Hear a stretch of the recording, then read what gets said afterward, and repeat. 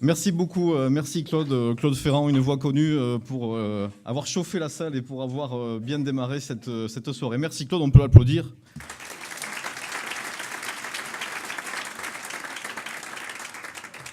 Alors mesdames, messieurs, chers amis, quelle mobilisation exceptionnelle ce soir puisque nous sommes près de 400 personnes, donc vous pouvez déjà vous applaudir. C'est un record ici, c'est un record.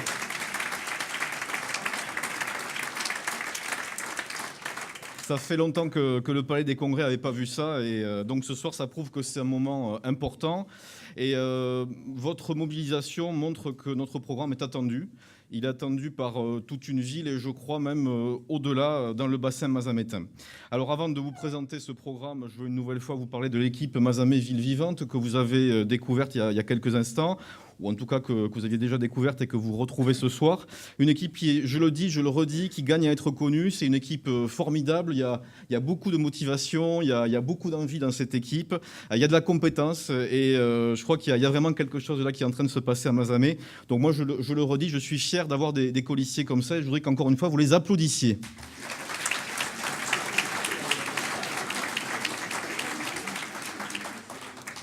Alors on va passer bien sûr à l'objet de cette soirée, c'est-à-dire la présentation de notre programme. Alors ce programme qu'on va vous présenter ce soir, c'est un programme en 20 points. C'est un programme qui a été d'abord réalisé en équipe. À 33, on a travaillé en commission. Ça fait plusieurs mois déjà qu'on travaille sur ce programme. Donc un programme de toute une équipe. Mais c'est aussi le programme, j'allais dire, des Mazamétaines et des Mazamétains. C'est le programme qu'on a réalisé avec des milliers d'habitants de Mazamet qu'on a rencontrés depuis maintenant 4 mois. Je ne vous raconte pas le nombre de paires de chaussures qu'il m'a fallu racheter depuis le début du mois de novembre quand on a commencé le porte-à-porte. On a vu donc des milliers de Mazamétains. On va continuer jusqu'au 23 mars et on aura vu tous les habitants de la ville. Donc ce programme, il est aussi issu de toutes les remontées qu'on a eues durant ce porte-à-porte. Vous allez voir aussi qu'on est là, nous, pour proposer, pour essayer d'imaginer l'avenir de Mazamet. On n'est pas là pour critiquer ou pour rentrer dans des attaques personnelles. C'est ce que j'ai pu lire ou entendre de la part de nos concurrents qui ne proposent pas grand-chose, mais qui, pour l'instant, se sont contentés de nous attaquer plus ou moins personnellement. Donc, moi, je vous le dis ce soir, et ça sera valable pour le reste de la campagne, l'équipe de Mazamet Ville Vivante, nous ne rentrerons pas dans une campagne de calomnie et de caniveau.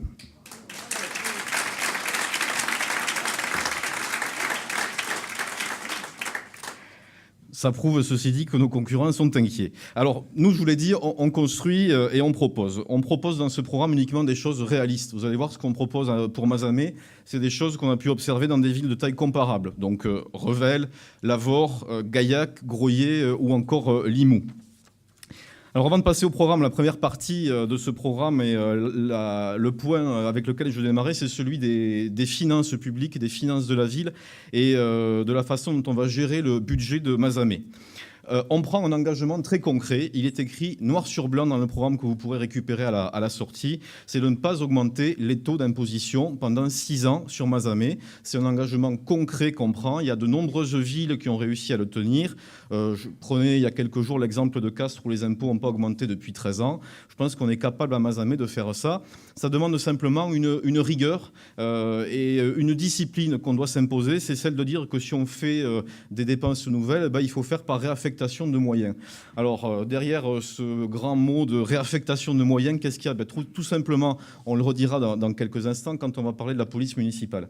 Si on crée, par exemple, 6 postes d'agents de policiers municipaux, ça veut dire que sur d'autres services de la ville, il y a 6 départs en retraite qu'on ne remplacera pas. Donc le coût pour le contribuable, c'est 0 puisque ça se fait à effectif constant et ça se fait donc par réaffectation de moyens et c'est comme ça qu'on va travailler. Faire des économies, bien sûr, mutualiser, on va en parler dans le travail qu'on aura à faire avec les communes voisines. Et puis, il faut aussi trouver des nouvelles ressources pour le budget de Mazamet. Et donc l'idée qu'on a eue, c'est la création de 1 puis 2 centrales hydrauliques sur l'Arnette qui permettraient d'abonder le budget municipal. Vous connaissez les communes voisines de Pont-de-Larn ou de Bout-du-Pont-de-Larn. Vous savez très bien que ces 2 communes disposent de centrales hydrauliques et que ça abonde très largement leur budget. Je peux vous dire que les maires ils sont contents de les avoir. Je pense que sur Mazamet, on a tout ce qu'il faut. On a les emprises sur l'Arnette, on a le débit qui correspond. Et donc on peut créer 2 centrales hydrauliques qui permettront comme ça d'abonder le budget de Mazamet sans aller toujours charger et ponctionner toujours plus les contribuables mazamétains. Alors, pour parler de ces objectifs et de cette discipline budgétaire qu'on va se fixer pour les 6 prochaines années, je vous demande donc d'applaudir Michel Martin qui va nous rejoindre.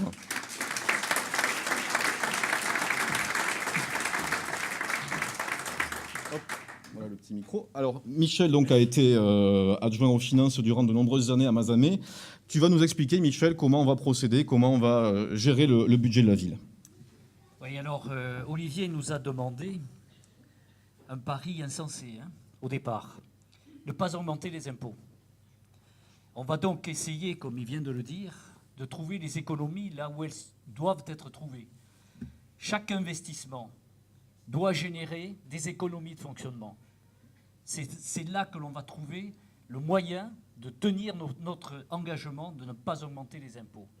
C'est-à-dire qu'à tout moment, lorsque nous ferons nos investissements, d'abord retrouver les taux d'investissement que nous avions il y a quelques années, qui nous ont permis d'embellir la ville, de ne pas la laisser dans l'état où elle se trouve aujourd'hui.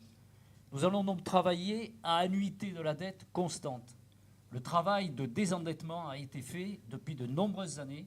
Aujourd'hui, Mazamet a atteint un niveau d'endettement très bas, peut-être un des plus bas de Midi-Pyrénées.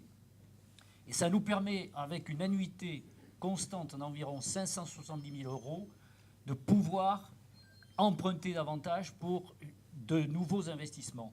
Ces investissements, comme je le disais, doivent générer des économies dans le fonctionnement. C'est la seule façon de s'en sortir, et puis de trouver de nouvelles recettes, comme vient de le dire Olivier, avec les centrales hydrauliques et peut-être d'autres choses.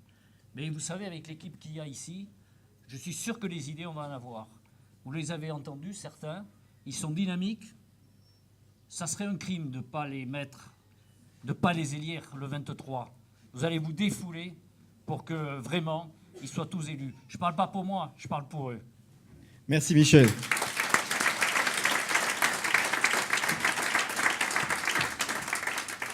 Alors, un petit tableau, 3 petits tableaux que je vais vous montrer parce que j'ai parlé, quand on est rentré en campagne au mois de novembre, du mythe de la ville bien gérée. Et bien, ce soir, je le redis, je vais vous reparler du mythe de la ville bien gérée, juste avec quelques tableaux pour vous prouver que ce qu'on avance et ce qu'on propose pour le budget de Mazamet, ce sont des choses réalistes et qu'on peut faire beaucoup mieux que ce qui est fait depuis 6 ans. Un mot sur les taux d'imposition à Mazamet. Les impôts ont encore augmenté ces 6 dernières années. Vous avez 2 tableaux donc, qui vous montrent l'évolution de la taxe d'habitation et de la taxe foncière. On va passer au 2e tableau. Donc sur les 6 dernières années, on voit quoi ? On voit que l'investissement, c'est ce que disait Michel il y a quelques instants, s'est écroulé. Et on voit qu'en même temps, les frais de fonctionnement, en revanche, n'ont pas été maîtrisés, puisqu'ils ont très fortement augmenté. Et en fait, on est sur le mandat des 3 derniers mandats où ils ont en proportion le plus augmenté.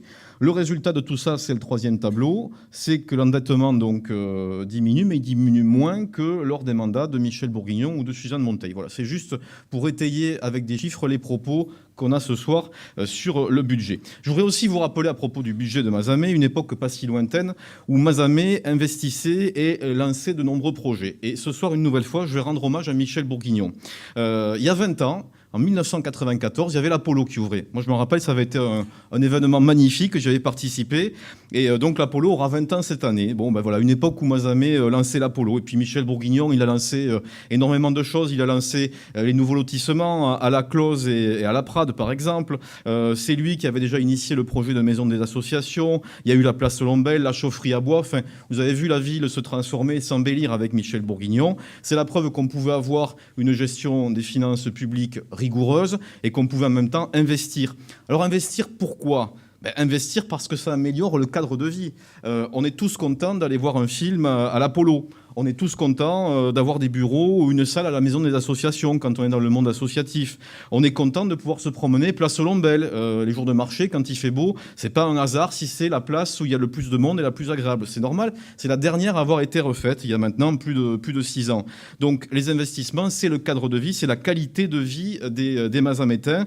Et je crois qu'il faut retrouver ce niveau d'investissement, cette dynamique à Mazamet pour améliorer le cadre de vie, le plaisir d'être ici à Mazamet. Donc c'est le message qu'on fait passer ce soir par rapport au budget. C'est aussi pour moi et pour toute l'équipe ce soir une façon de rendre hommage à Michel Bourguignon.